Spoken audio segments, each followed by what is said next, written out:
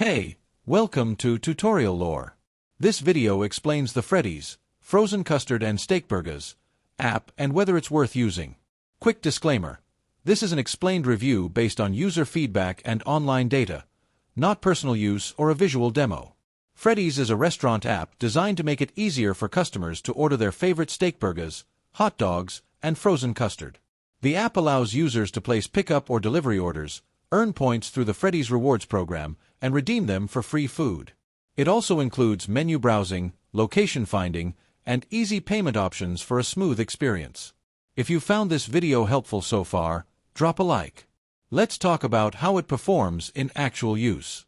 Many users praise its clean interface, fast ordering process, and rewarding loyalty system.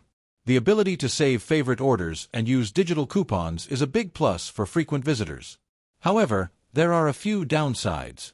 Some users mention occasional glitches during checkout or issues when redeeming rewards. Delivery options may also vary depending on location. In summary, the Freddy'S app may be worth using if you enjoy their food and want a faster, more rewarding ordering experience. However, if you don't visit Freddy'S often or prefer traditional ordering, it may not be essential for you. This is not a commercial or paid promotion, but an informational video.